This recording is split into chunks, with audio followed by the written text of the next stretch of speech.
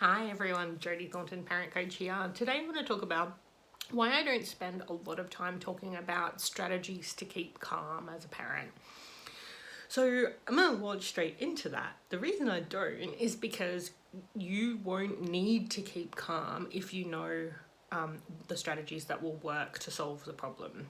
So I want to kind of reinforce the fact that you kind of already know that it's not your ability to keep calm that makes you that makes a better day as a parent. And the reason you know that is because we've all had days where we really have held it in. We've tried our best and we've held it in, and it might not be the entire day, but we've held on as long as we possibly could.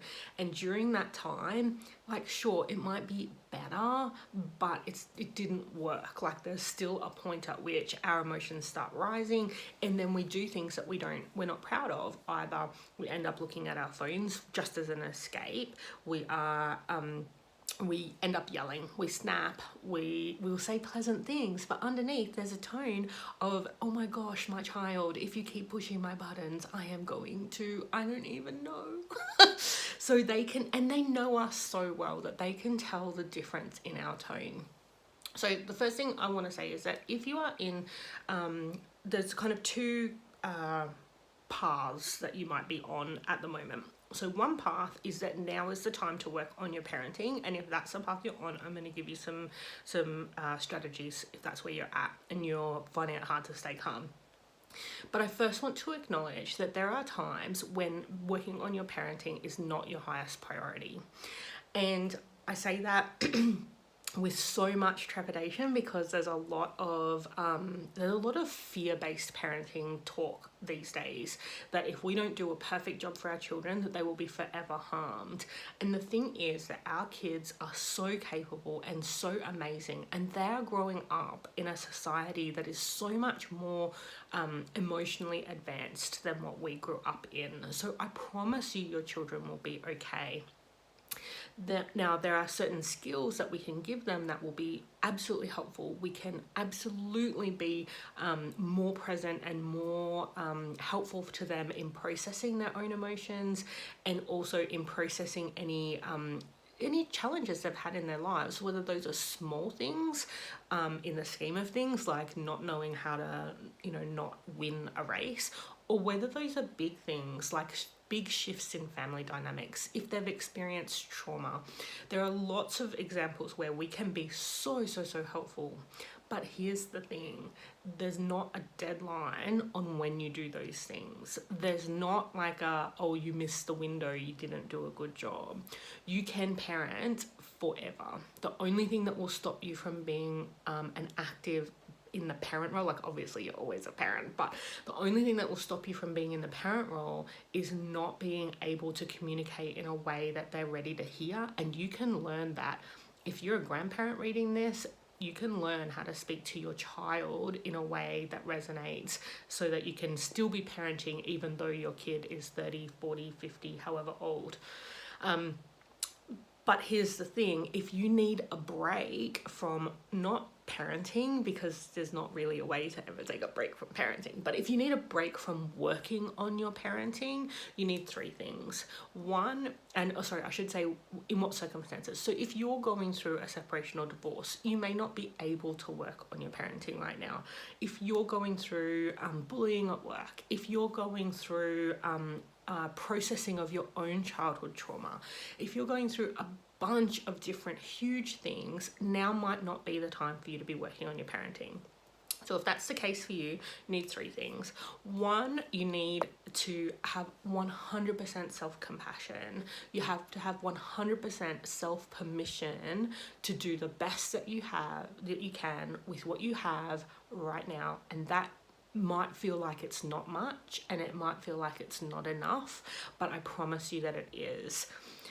The second thing that you need is some strategies to do your best not to exacerbate the problems. So if you're finding that because you're going through this big thing in another space in your life, that you're not as present with your parenting, and then you end up arguing with your kids more, or you end up yelling or snapping, or you end up doing things that you're not proud of, you want to have some strategies to do the best you can. So there are lots of different strategies. I'm sure you've seen them in all of the advice articles about meditation and getting your exercise, feeding yourself well. Like seriously, people underestimate the mood. Like, and I'm not talking about you should eat healthy because it's good for your body. I'm talking about the immense self-care that comes from eating well and then having better energy.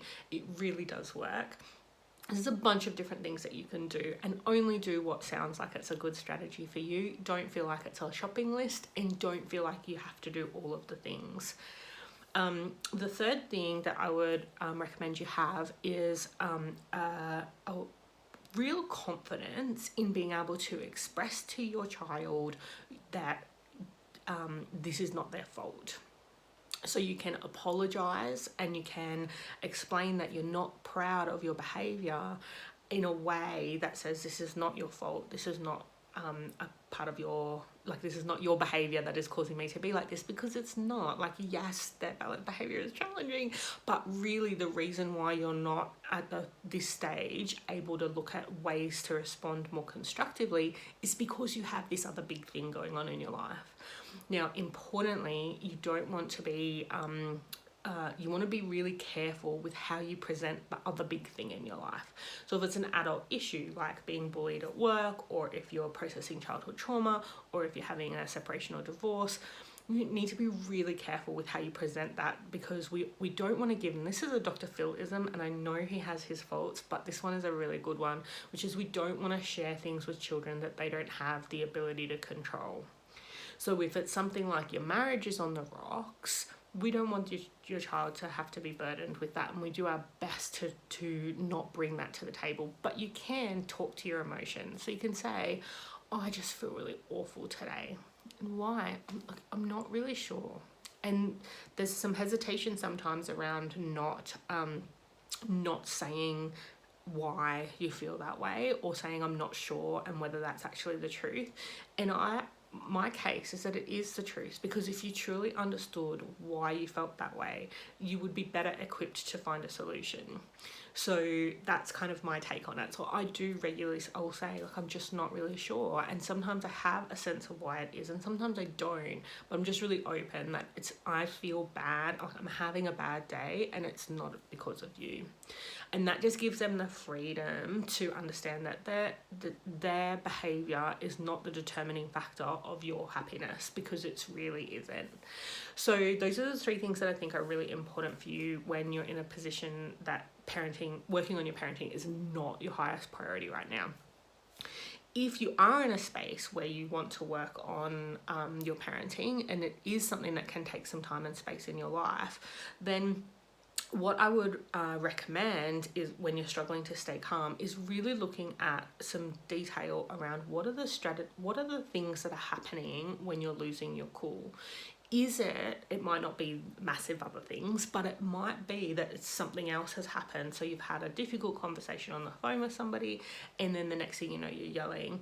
We can look at strategies to kind of change that course for that. If it's their behavior that you're getting stuck, so one of the ones that's really common is sibling issues, because sibling issues can be really triggering for us, because on the one hand, we've got a child that we have compassion for, like the person who's hurting the other person.